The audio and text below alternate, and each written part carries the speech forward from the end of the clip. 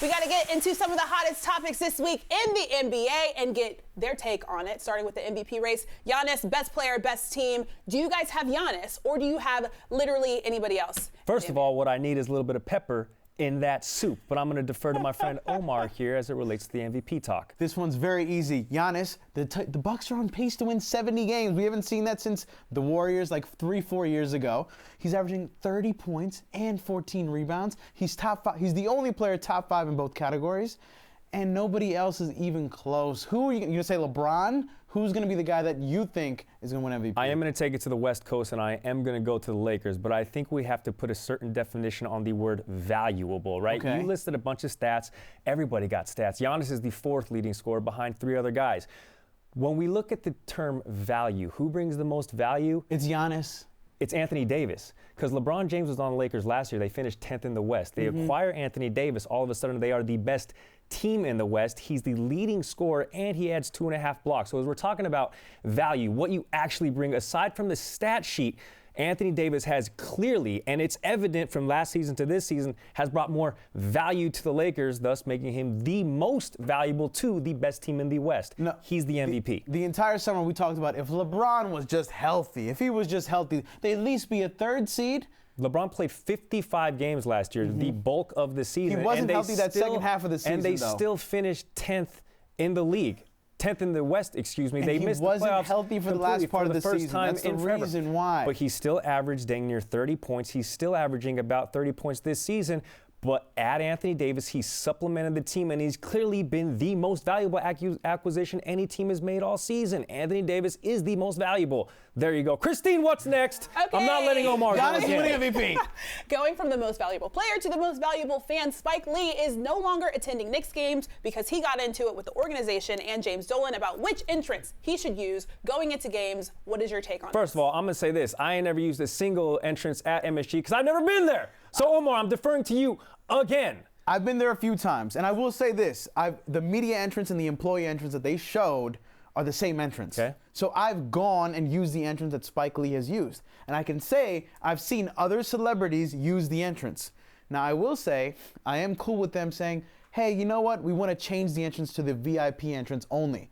But you got to let them know, and they say they let them know. So the real question is, who's lying? Because I have no problem with them saying, yo, Spike, change the entrance, but who's lying? Okay, it's 2020, so if the New York Knicks are saying, yes, we made it very clear to Spike Lee that he has to go to a different entrance, you know what would shut him up?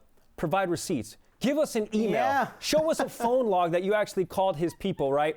But I'm on the other side of the spectrum here. Spike Lee has been the Knicks fan. He's been the face of the Knicks aside from Patrick Ewing when they were good in the 90s, right? I am of the ilk that everybody should be treated fairly.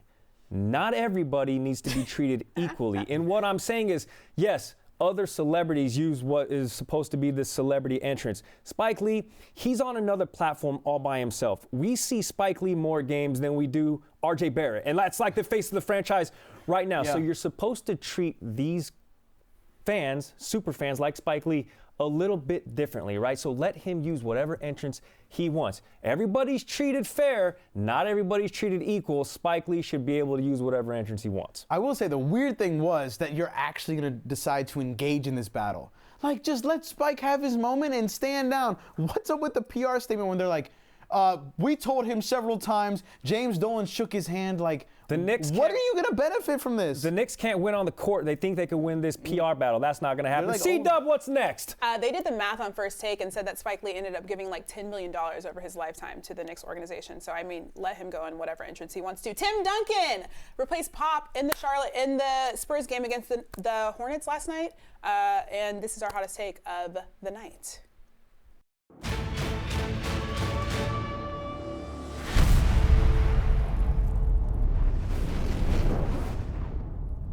Tim Duncan has been given credit for so many things that he hadn't done. Even tonight, this is his first win. He didn't do anything.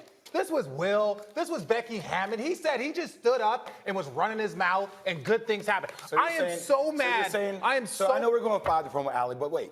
We're saying he is the best power forward to ever play the game.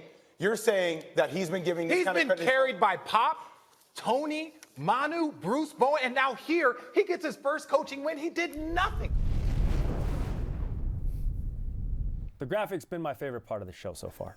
Go ahead, Omar. This is an easy one. Tim Duncan is the greatest power forward ever. Okay. Obviously, he has things to teach. No one's He gonna was an disagree with assistant you. coach for years beforehand. He's obviously a good coach, and there's a reason why Gregg Popovich said, you know what, Tim?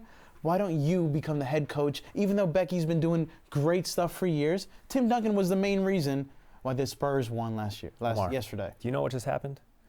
Do you know what Richard just happened? Jefferson was joking. Do you know what by just the way. happened? He was joking. We just agreed. Yes. For the first time. All Richard right. Jefferson was Listen, definitely joking. I'm going to tell you what the Spurs would need in a succession plan. Tim Duncan, he would be fantastic. Less and less do you need a coach who's going to school kids on X's and O's. Maybe if you're a super, super young team. More do you need a figurehead type guy, right? He reminds me of like a Pat Riley, a Phil Jackson, in the sense he doesn't know as much X's and O's of basketball, but he actually did play it. Phil Jackson obviously won championships. Obviously Pat Riley has too. But he's a guy who you can defer to when you need a question answered. He's going to sit back, put his feet up, grow out his hair, and let the players do what they're going to do. And then when it's time and he sees areas in which the game has coachable moments, that's when he steps in. I think Tim Duncan would be a fantastic head coach. Fun fact, last week in Los Angeles, I'm in my hotel. I clicked down on the And Tim elevator. Duncan's in and Tim Duncan your is hotel. there. And I swear, I looked up and I said, what up, Tim? And he said And nothing. I think he said, hey, like in the softest voice imaginable. Like, Omar, I love you. I love Instagram. I love what you've been doing on social. Wow. And that Gary guy, he's cool too. So is C-Dub. Wow. He didn't say any of that You're stuff. friends with Tim Duncan. C-Dub, do we have anything else? I mean, 5-time NBA champion, 15-time All-Star. Put some respect on that man's name. Thanks so much for watching ESPN on YouTube. For more sports analysis and highlights, download the ESPN app. And for live streaming and premium content, subscribe to ESPN+.